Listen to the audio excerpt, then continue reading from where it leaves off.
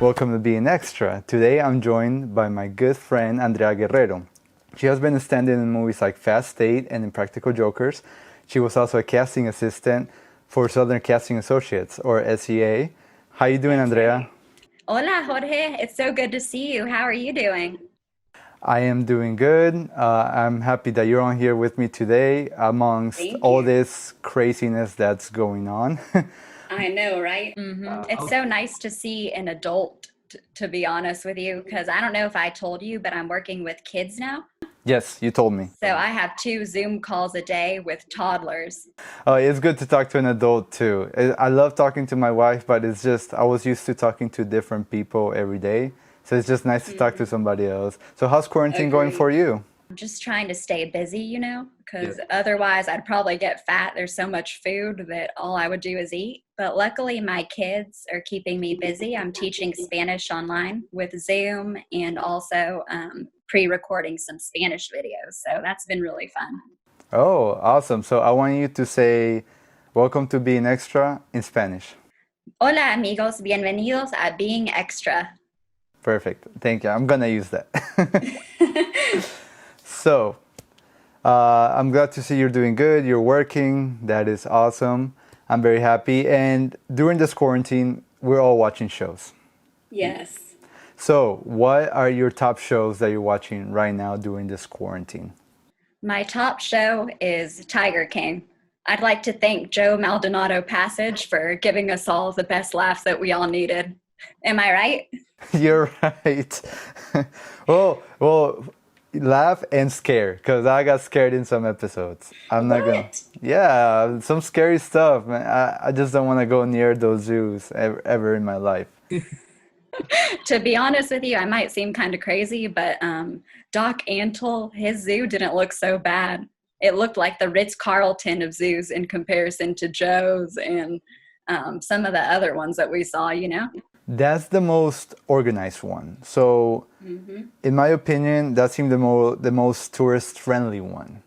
Right. Yeah, not that I'm pro keeping animals in cages, but out of all of them, even better than Carol's Sanctuary, Doc Antos was the nicest one to go. You're right. The Ritz Carlton. I like how you put that. The Ritz-Carlton is Doc Antle's place, and Carol Baskin's is the Days Inn. Well, well, okay. So in my last episode, I talked to my buddy Ricky, and I told him that there was gonna be an extra episode. That episode came out. Did you watch that extra episode? I was kind of disappointed, to be honest with you. Maybe it's because I'm obsessed with the show and I've already seen a lot of other videos on YouTube. Have you seen the David Spade ones by chance? No, I have not seen the David Spade ones. You should definitely check that out. It's kind of similar to the Joel McHale, the newest episode, but David Spade is a little more charismatic and messes around with the characters a little bit more. So I'm gonna definitely check it out. Thank you for that. And yeah, I'm with you on that. I wasn't fully disappointed with the last episode, but I knew it couldn't have been anything more than interviews. I mean, what else could have gone past the story? Joe is in jail. Exactly. Jeff got the zoo. All this stuff is happening. I know that the things are still happening though. That Right. they're still going to court over animal cruelty and all this, and they're still fighting for I forgot the name of the law, but the law that Carol's trying to pass with Congress Yes. about not having any cats in cages. So Exactly. that's still going on, and so it's incredible. That story captivated me. Just knowing that there are more big cats in captivity than in the wild is a crazy fact. It's Exactly. wow. A small part of me, I'm not gonna lie, the zookeepers kind of did convince me a little bit. They're like, well, we got to keep them alive somehow if they're not in the wild. So even though I don't agree that they belong in cages, I support the ones who actually do care about the animals, but it's hard to pinpoint which ones those are, especially when they're profiting off of them. Yeah, I know they love the animals. They probably do love the animals, but they have to pay for the zoo and they have to pay wages. So They have profits. to pay for the Walmart meat too. Oh God, not anymore. Let's hope Doc Antle doesn't do that. Oh, that's great. I'm glad you enjoyed it. What else are you watching? What's your number two? So I just started a documentary on Amazon Prime last night. It's called The Wonderful Whites of West Virginia. Have you heard of it before? I have not heard of it. Please tell me about it. I'm intrigued. So it's actually about this family who commits a bunch of crimes in the small town. It's in Boone County of West Virginia, and there's killing, there's jail time, there's pills. You actually see people snorting pills. And they honestly make Joe look like an A-list actor. So it's hilarious. I mean, you're going to have to put on some subtitles because it's actually hard to understand what these people are saying, even though they speak English. Right, right. It's a heavy accent, I bet, right? So that definitely says something. You know, I grew up with an accent because I'm not from here originally. I'm from Colombia, so it took me a while to get, even though my English isn't perfect, but it took me a while to get my English going. Your English is great, Jorge, no te preocupes. Okay, so speaking of Tiger King, I talked to you yesterday about our dream castings for Tiger King for the movie or show, and they already started casting people, but everybody on the internet, this is going viral. Everybody is doing their dream castings. So I talked to you about that, and I want to hear what your dream castings were. So this was actually pretty tough for me, but the first person that popped into my mind for Doc Antle is actually John Malkovich. Can you see that? I see if we could beef up John Malkovich, he would be a really good Doc Antle. Hollywood actors, you know, they get bigger, smaller all the time, so it's not a big thing for them. Okay, so for Doc Antle, John Malkovich, another guy that popped into my mind for Doc Antle, unfortunately, he's no longer with us, but Philip Seymour Hoffman. He would have been great. He would have been great for that one. Exactly. Who do you have for Doc Antle? For Doc Antle, okay, hear me out. Hear me out. But you have to imagine with makeup and longer hair. Matt Damon. I can actually see that. Yes. Imagine the goatee and the longer hair. Yes, that was like my number one. I didn't even have a second choice for Doc Antle. And for Joe Maldonado, I was thinking obviously David Spade would be a great choice, but I'm trying to switch it up a little bit. So I'm thinking William H. Macy. That's a big one. That one's going around the internet. And mine, is it really? Yeah, it's going around the internet. William H. Macy is going around the internet. Mine was David Spade. David Spade, yes. Okay, I'm pretty sure the big reason why for everyone like me, Joe Dirt. Joe Dirt, and I was a big fan of David growing up too. Okay. So, who else do you have? I loved how Saf in the interview with Joel McHale, how she mentioned the guy from Johnny Tsunami. Yes, that was a perfect one. He would be perfect, yes. But I had to come up with my own, so I'm thinking Taylor Lautner from Twilight. Okay. That could make him a little bit, like not so muscly. Yeah, I can see it. I can see it. Give him a hat. Exactly. Yep, shave his head down a little bit more. By the way, Saf was the most sane person in the show. That was a realist, didn't want publicity. You know, just wanted to work with the Tigers. You know, not for publicity, not for being famous. Saf was the realest person in the show. My personal pick for Saf is Michelle Rodriguez. Yes, no way. I actually thought she would be good too. Yeah. That's crazy. I think she was my perfect one. All right, who else you got on this? So for Travis, one of my favorite people in the documentary, he was so cute. I would have to go with James Franco. Okay. Do you remember Travis? Yeah, of course I remember Travis. You know, I actually put Dave Franco, and that's not a joke. You can't go wrong with either of them, you know? The thing, I think Dave Franco is shorter, though, because Travis was pretty tall. He was a tall guy. So. Yeah, he was like 6'4". It's going to be hard to find someone of that stature. Yeah. But you put on James Franco or Dave Franco a mustache and just a little bit shaggier hair, you have Travis. Perfect. And what about, who did you put for James Garretson? I didn't get around to casting that one. That's I okay. picked my top people. I'll tell you who else I have. Okay, for John Finley, remember John Finley? Yes. Yeah, the first husband or boyfriend.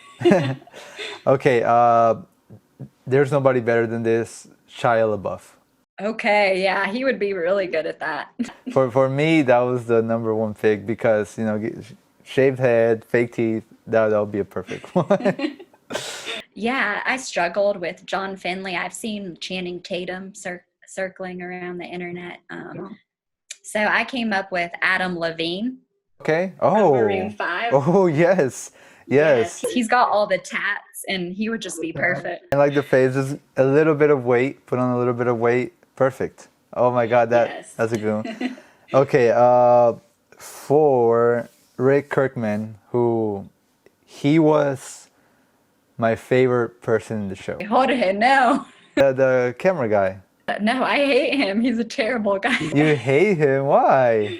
I mean, from the beginning, he criticized poor Joe. You know, he used Joe. They both used each other. That's true. no. I'm not saying he's a good person. Nobody in that show is good. Maybe the lawyer, the animal rights lawyer, was a good person. Is a good person, but he just saw an opportunity. Obviously, he was using Joe. He saw how crazy he was, and Joe was using him because he was a professional producer. So on both sides, they were using each other, but he knew he had good footage. That's why the whole thing got burned down. We still don't know who burned down all his footage and stuff. But for Rick Kirkman, I believe Bob Thornton. Yes, he would be awesome. I think that would be a good Rick Kirkman. What about you? Did you pick anyone for him? For Rick, I chose Sam Elliott. Are you familiar with him? Yes, of course. Yeah, that's a you know, good if one. we buzzed his head, took off the facial hair, he would be awesome. Okay, the one person I could not come up with somebody with, and this was a hard one, was Carol. Carol, oh man. I could not. I looked at IMDb, so I was looking at actresses. I know. Kate McKinnon has been cast as Carol. Oh man. And I'm not saying she's a bad pick. I think she's a great pick for it. But my personal pick, I couldn't find anybody for her. So I'm still looking. Yeah, so this one was actually the toughest one for me too. My first thought was Amy Poehler, just because she's hilarious. Like, she would be really funny. But I decided to go with Goldie Hawn. That's a good Yeah, one. she's I got like the it. facial expressions and she's older, a little bit closer in age to Carol, so I thought she would be perfect. Yeah, I was thinking of the eyes. I was looking for the eyes. It's all about the eyes and the voice too. I've heard of people casting people because of a certain look they can give. I heard that Ben Affleck was cast on Gone Girl because of his smile. Oh, wow. Just because his half smile was so like, you don't know if he's telling the truth or if he's lying, the way he smiled. And so the person I would cast for Carol Baskins would be somebody that has like the perfect look with the eyes. The way she looked at the camera, I was like, oh my goodness, this is incredible. Did you come up with anyone for Howard Baskin? Howard, no. I had a pretty short list, but okay, my last person, Jeff Lowe. Yes, Jeff. Oh, who's it going to be? My first thought was the guy from Breaking Bad. I forget his name. I couldn't find it. But at the end, I came out with, only because I imagined him with makeup, Will Arnett. For Jeff Lowe, I have two people in mind. Chris Elliott, he's from Scary Movie 2. Yeah. He's the one with the weird hand. You know who I'm talking about? Yes, I know who you're talking about, of course. My germs. Yeah, he's got like a creepy look to him, so it wouldn't take much to scare people with that. Right. The other guy that I have is William Fichtner. He was in The Perfect Storm. That was fun. I had fun with that. Oh, I have one more for you, actually. You know Eric Cowie, the long-haired dude? I'm thinking Woody Harrelson for Eric Cowie. Perfect. That's awesome. Throw on a long-haired wig, and he's got that resting jerk look. It reminds me of like Woody Harrelson in Hunger Games. Yeah, he would be perfect for that. The big question is for everybody, Like, who's cutting their hair over there in Oklahoma? That's the real criminal, right? I want to ask you. I was talking about how because of quarantine and everything that's going on in the world, how some movies got pushed back. Some a couple months, some a year. So I want to ask you, what are some movies that were supposed to come out around this time or were going to come out this year that got pushed that you really wanted to see? To be honest with you, I can't think of a movie, but there's a show that I'm upset about. My favorite show of all time, The Walking Dead. Yeah. Yeah, they can't release the finale because of the quarantine. They haven't finished post-production for it. No. Okay, I did not know that. They just left it on a cliffhanger, and we can't even see the finale. Oh, I did not know that. Oh, I'm sorry. Yeah, because for everybody watching this, me and Andrea have been zombies multiple times. Yes. And it's one of our favorite things to do.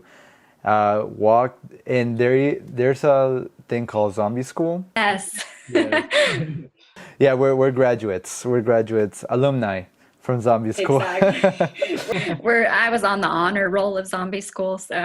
Yeah, I had an average, but it's okay. But that's good. Okay, well, we are gonna connect with Luis now. Joining us today is Luis. He has worked as an extra stand-in in Atlanta for the last 2 years, and he will be a frequent host on the show. Welcome, Luis. How are you doing?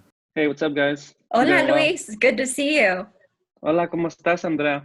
I'm great. So I'm sorry, bro, but this has got to be in English. We'll save the Spanish speaking for another time. That makes sense. We'll have an all Spanish episode later. That's not a bad idea. Yes, Luis is also a photographer. He's a great photographer. I've seen his shots. You guys need to follow him on Instagram. His Instagram is at Luis207. 207. Luis207. Follow him.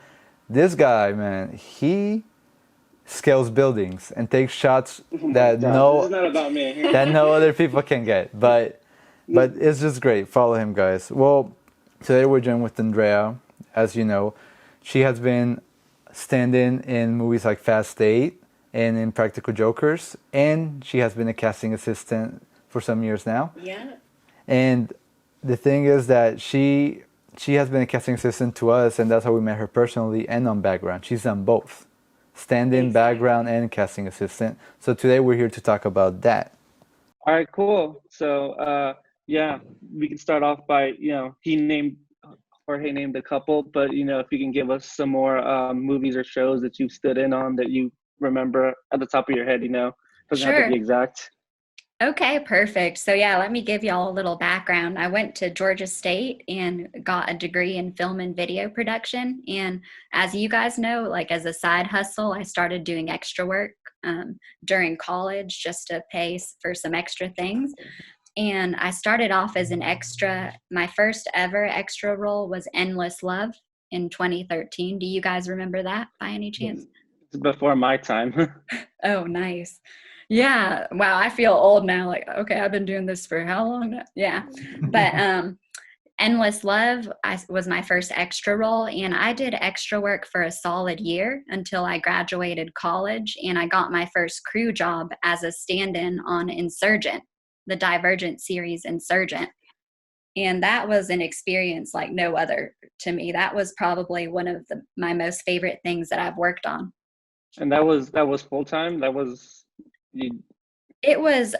for, I don't know if you guys are familiar with Rosa Salazar. She plays Alita.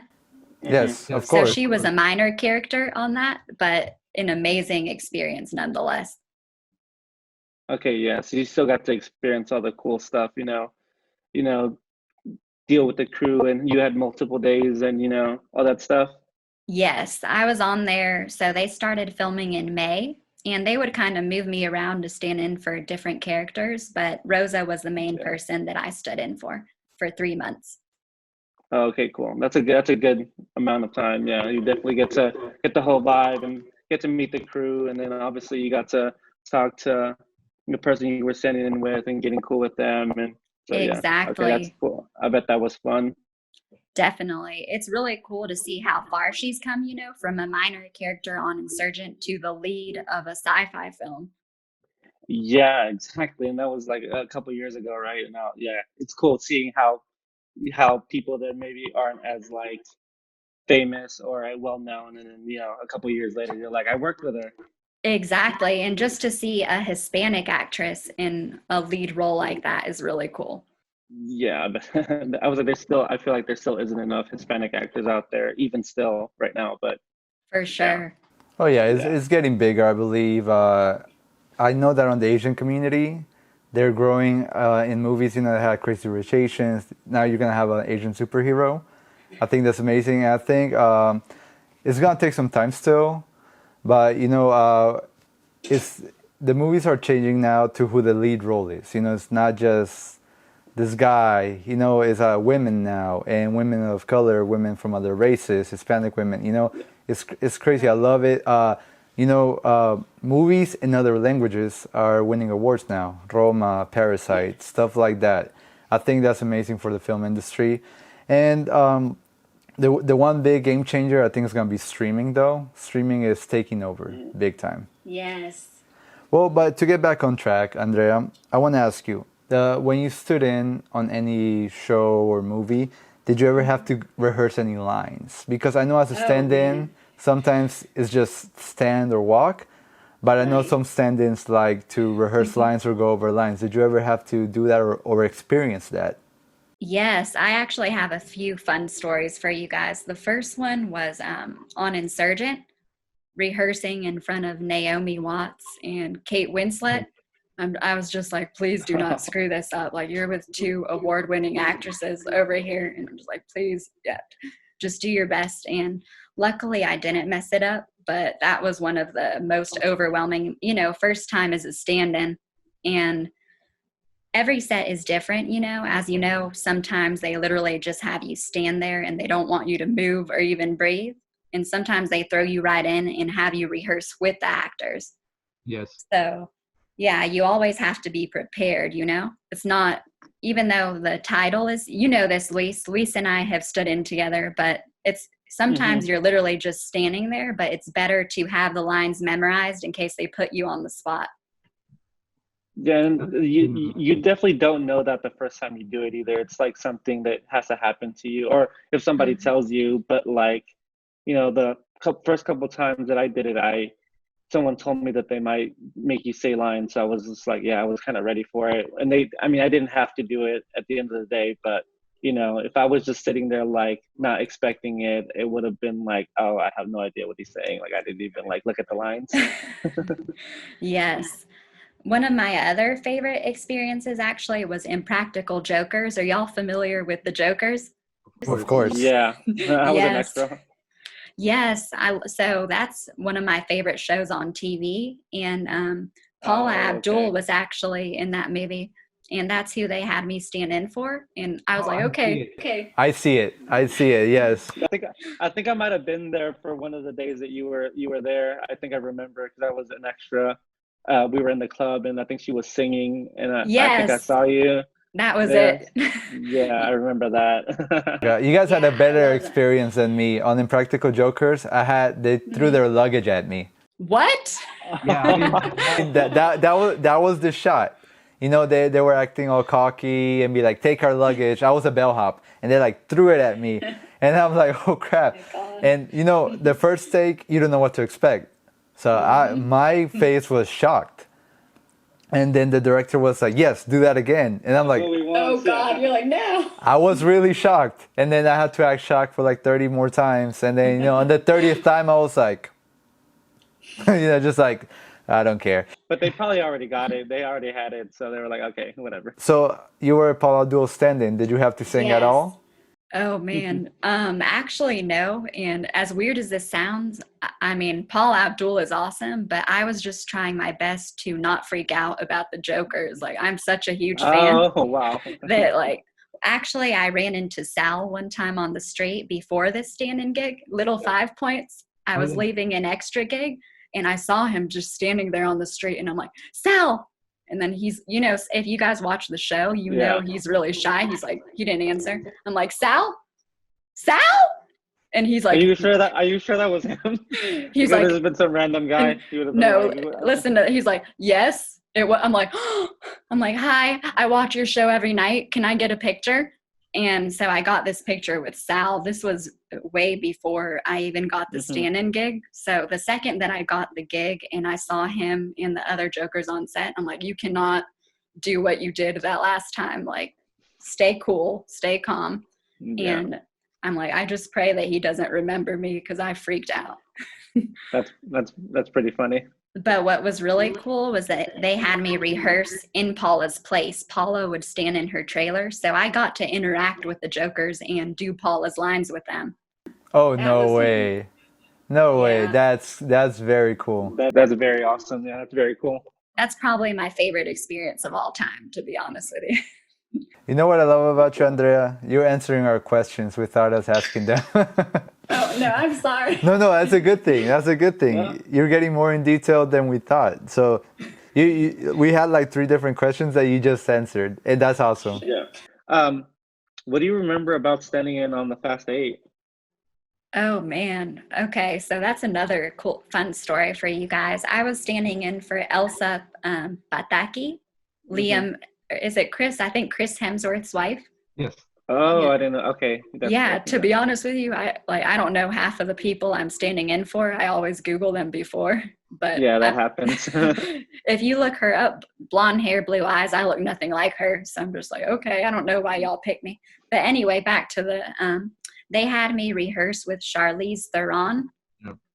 The scene in Fast 8 where Elsa is being held hostage in, I believe, an airplane, and she's about to die.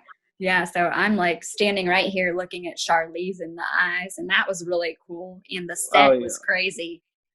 Was it actually her? Or was it her stand-in? Charlize herself. Oh my God, that's crazy. Because I said it's always so awkward when you have to stand in front of someone, like another stand-in. Yeah. It's always awkward, but you're like having to actually face the actual actor and just be like looking at him for like, it's like, that must have been even extra awkward. Exactly. And as a stand-in, you're not, they don't care as much about, if you're not rehearsing, they kind of just want you to stay there and not be too distracting. So I'm just trying to not creep her out or distract her. Yeah.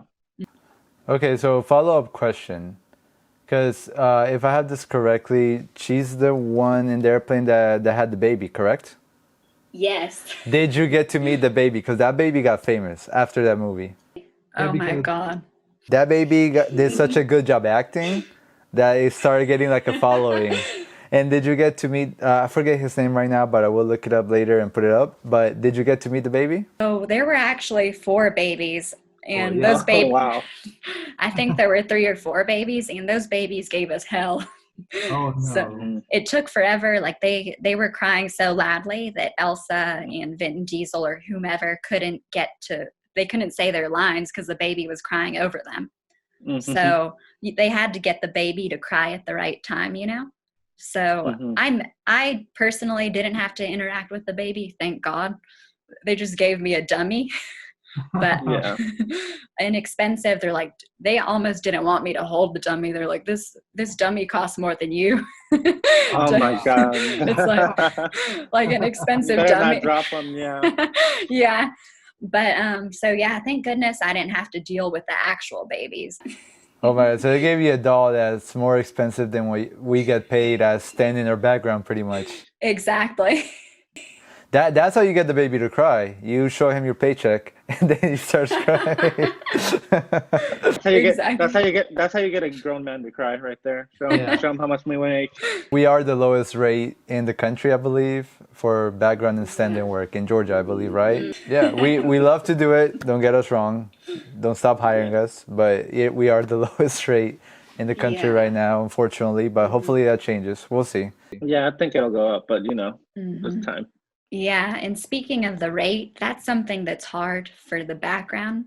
Obviously, you guys, we all have bills to pay, but it also makes it hard for the casting associates too, because sadly we have no control over the rates. Oh yeah, I bet you hear it a lot, right? Oh yeah, we've heard it all, and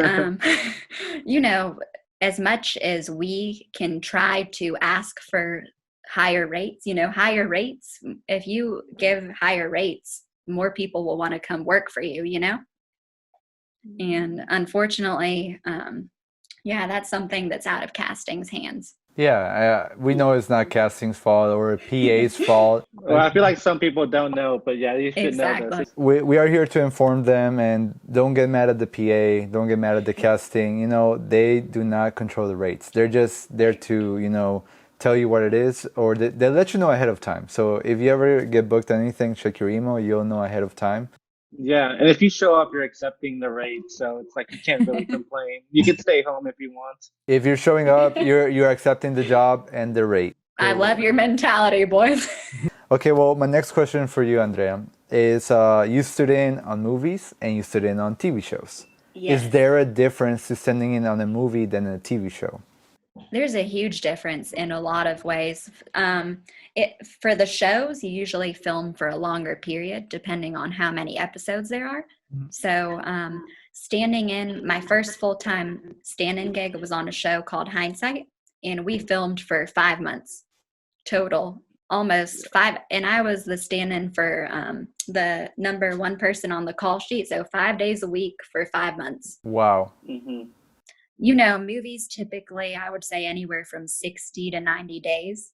Mm-hmm. So there's a lot of differences, the duration of the filming and also, you know, the budget. So if you're standing in on a show, you might not have as good of snacks as you would on a movie. Yeah, because movies be like $100 million productions sometimes, and obviously that's can go towards better stuff. Exactly. And they don't have to spread it out and into a longer period of 5-6 months when they could film a movie in like 3 months. Exactly. Mm-hmm. Oh, that's true. The logistics to make a movie or a TV show, I could never do. I did a student film over 3 days, and I could barely get my money together for that. And Yeah, I imagine, these 150 million productions, how they're spreading the money out evenly. I mean, they're professionals. Yeah. It's what they do. And I mean that's why pre-production is sometimes just about as much as the whole production. Like they're setting up how they're gonna spend the money in like 2 to 3 months before they even like get the camera, before even anything gets shot at all. They're like everything's laid out to how much we're gonna spend, so that's why pre-production takes a good minute as well. Right. Okay, Yeah. is there a favorite BG role that you've done? Ooh. BG is background or movie extra. So probably my favorite experience as a background actor would have to have been on The Walking Dead. I'm kind of afraid to even say that because of all I don't know that. if any guys have ever heard this. It's a very obscure show. You may have heard of it. Exactly. It's it doesn't have that big of a fan base, but it's a great show. What were you? Were you a zombie or what were you? So first I started off as a zombie, and getting that email that you are invited to zombie school, that's like getting a college admission letter to me. I freaked out. I'm like, oh my God. Like, I grew up on zombie movies. Zombie movies are my favorite thing. So when I got that, I was like, I almost cried. I was so excited. So yeah. What year was this? Do you remember what year it was? I think it was it was either 2014 or 2015. Yeah, Okay, so a long minute time ago. Cool, yeah. Me and Andrea are zombie school alumni. We graduated with honors. Oh, good for you. I've actually only been on that show. I've actually only been on that show once. I was a survivor. Nice. That was way more recent. What group were you in? We were the group with whoever, I forgot how it's called, with the main characters, whatever, the Hilltop. Oh, you were survivor. Oh, Hilltop. Okay. Or Alexandrian or whatever. Yeah. Okay. Were you there too, Jorge? I think I've seen you on the show as a survivor. I'm not gonna talk about it on this show because we're gonna do a full Walking Dead episode, and I could talk about it forever. But I've been Alexandra, Savior, and I think Kingdom. So I came back as 3 different things, and that's not allowed. But I'll talk about that on a different episode. But I've been 3 different things. 4, including a zombie. I was a scavenger for 2 seasons. The rednecks with the hair slicked back. Oh, that's cool. That's cool. Yeah. So that was probably. what was fun? Like, what experience do you remember that you thought was like, this is so cool? So, Besides being on there, you know. probably when I was a survivor.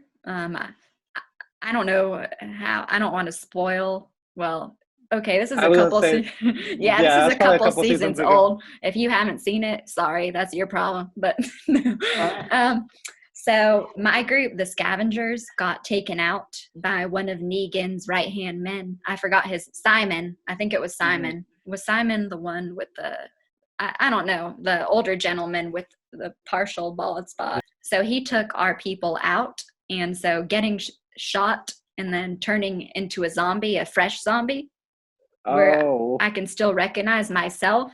That was uh, probably the coolest, like just to see myself as a zombie, the makeup that they did, the contacts that they gave me, that was probably the coolest experience uh, for me. oh, that is pretty cool. So, Andrea, you have a pretty impressive resume, I'm going to Thank say, you. because besides being background and stand-in, you were on the other side of things and you were a casting assistant as well.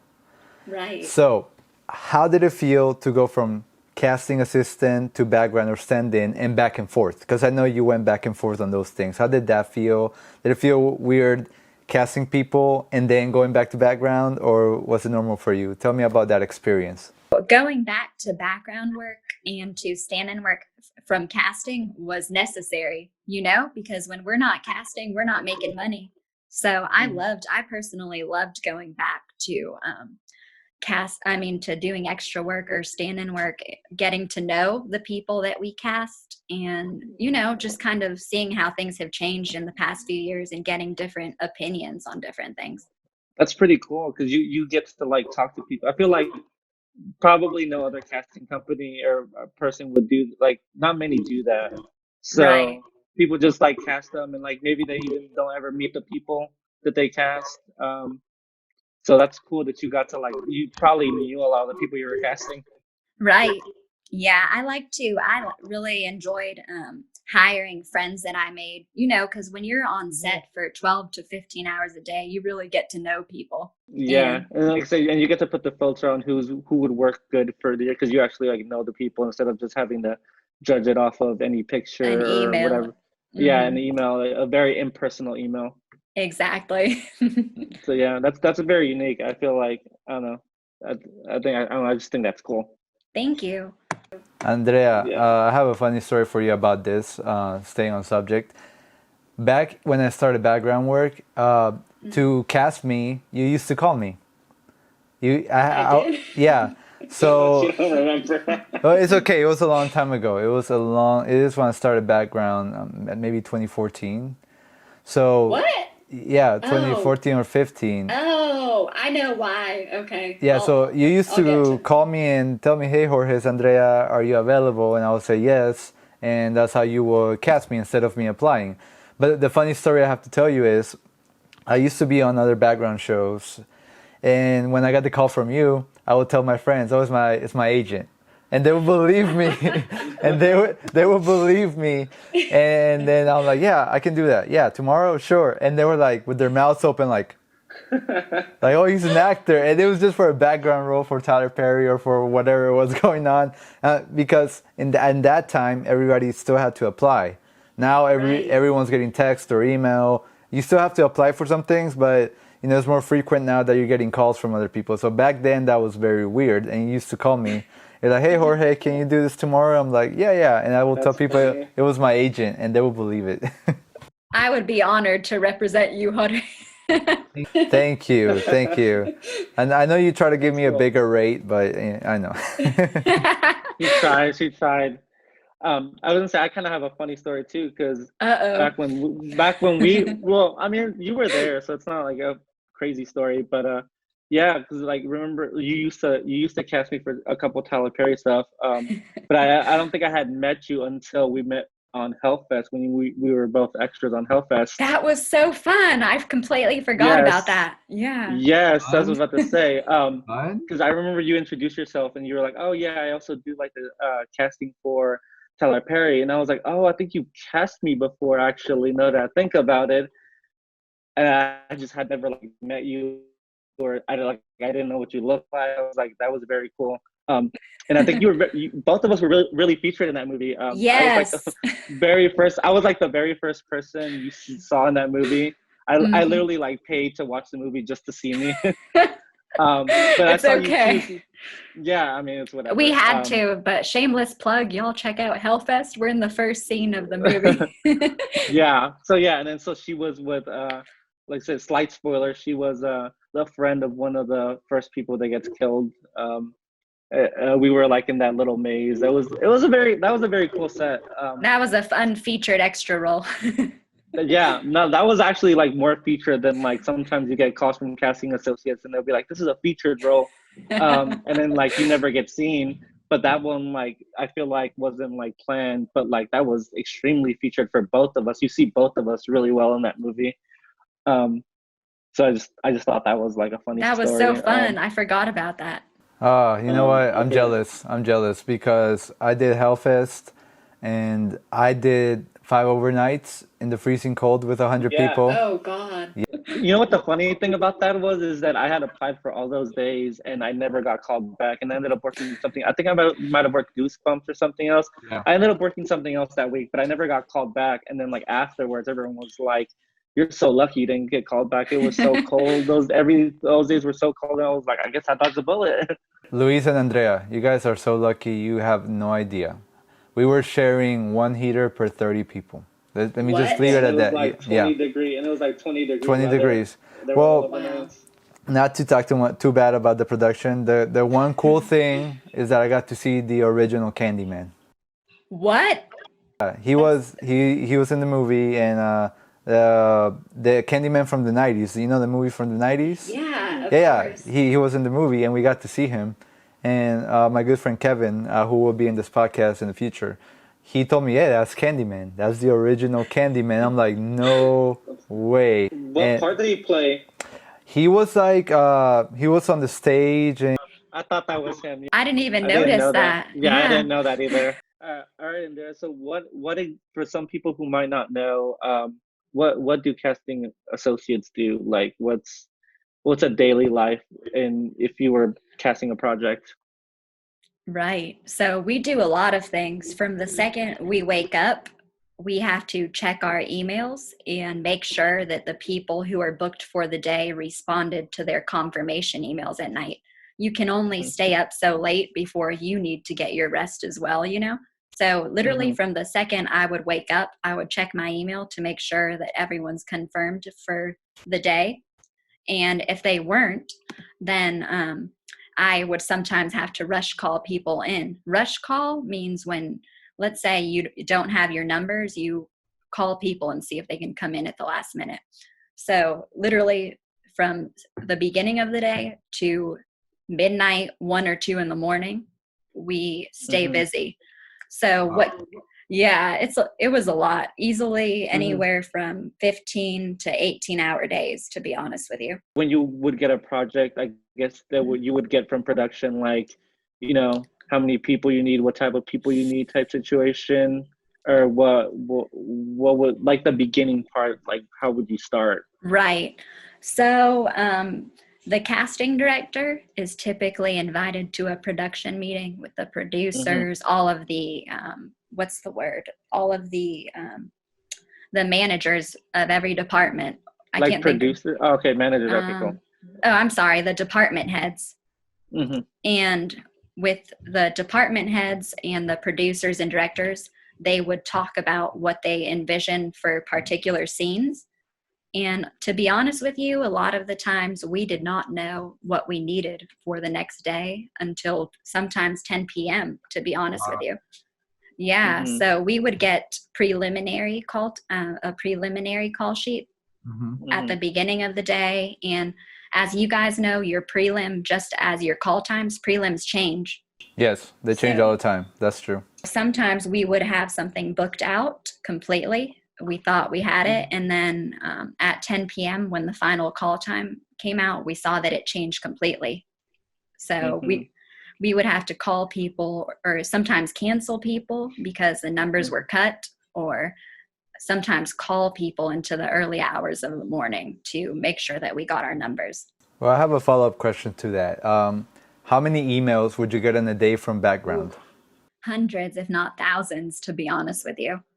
And Wow. I believe that. yeah. So just to give you guys a little background on the process, how we find people primarily is through email. We have a Facebook page, and on there, sometimes, as with any background or stand-in role, the people who lead the casting team will post what they're looking for with the location and the rate. So people, when they would see those posts, they would send us an email submitting for the role, and easily we would get like hundreds of people. Well, another question I have talking about that, was it hard to reject people?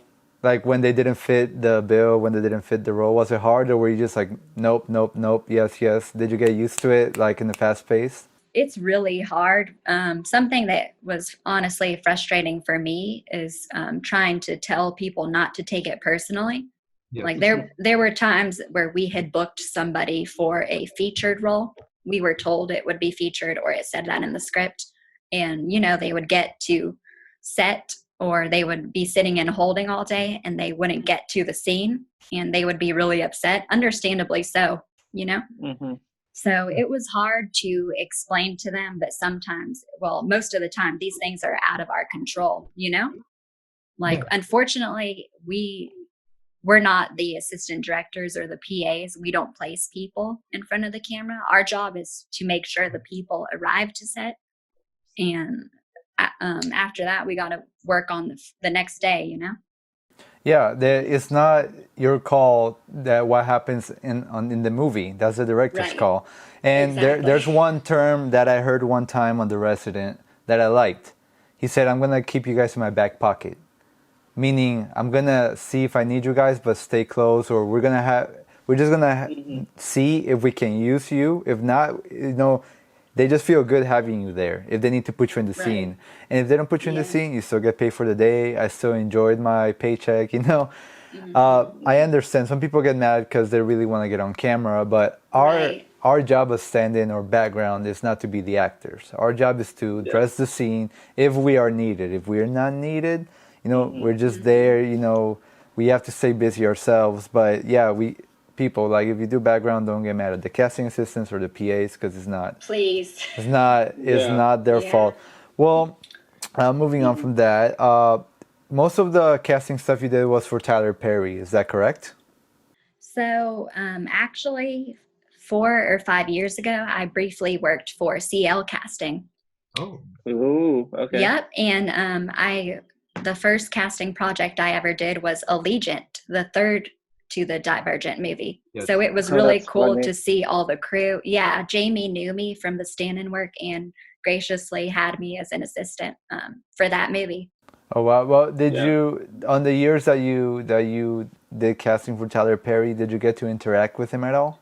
He was a gentleman and held the door open for me one time, but he never got to know me or anything. Oh, it's okay. I know he's a busy man. I saw him work. Yeah, I bet he stays busy with all that money. You're right.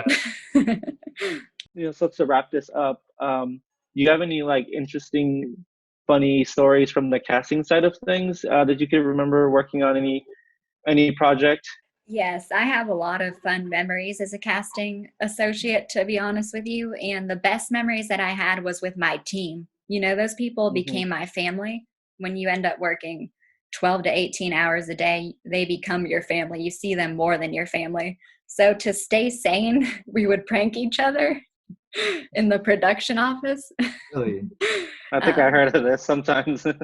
Yeah. So Matthew Sparks, one of the associates. You guys know Yeah, I know Matthew? Matt. I know. Yeah. Well, yeah, I know. I know him. So one I know time, him. I forgot what he had done, but I decided that I was going to prank him into thinking that his gym access would be revoked at the production studio. No. Because as you guys know, that studio where we worked, they're very strict about pictures. There's all these signs up, no pictures, no photos. Mhm. And there's a sign that says that in the gym. And Matthew had posted a video of him or Aaron, our other friend, Mhm. working out. on Instagram. So I was like, I'm going to get them. So I made a form and I said, Matthew David Sparks, your gym access has been revoked until further notice. And they were like, who on the form, it said who reported it, housekeeping. I said that housekeeping had witnessed Matthew taking a picture. And it was just really funny. Like he was so mad, and I had security deliver it to his cubicle. But unfortunately, Matthew wasn't there when they delivered it. Okay. But he still saw it, though. Yeah, he saw it. And on the envelope, I wrote background PA. And he's like, I am not a background PA. That's freaking hilarious. But yeah, honestly, the best times that were had were with the team. I miss them. Like they became my family. And I'm grateful that I got to meet them through this, you know? Yeah, and I want to give a shout out to Jessica. Yes. She is super nice. She is great. You know, I got the chance to meet her a couple times, talk with her. She's a super great person. And Andrea, you can vouch for me, right? So Jessica, yeah, I owe a lot to Jessica. We actually stood in together, believe it or not. That's how we met. Wow. Yep, 6 years ago. And I'm just so proud of her. First, she was a background actress, and then she moved up to casting director. Well, maybe we can have her on the show sometime. That would be great. That would be awesome. Yeah. Well, that's all the time we have for today. We actually had a lot of fun talking with you, Andrea, and with my co-host, Luis. It has been great. Thank you guys for being here. This is all the time we have. And thank you for joining us on Being Extra. Muchas gracias, amigos. Thanks, Andrea. We had a great time talking to you. And for you guys watching, don't forget to follow us on YouTube and Apple Podcasts. Thanks, guys. Bye. Bye. Hasta luego. Ciao. Ciao.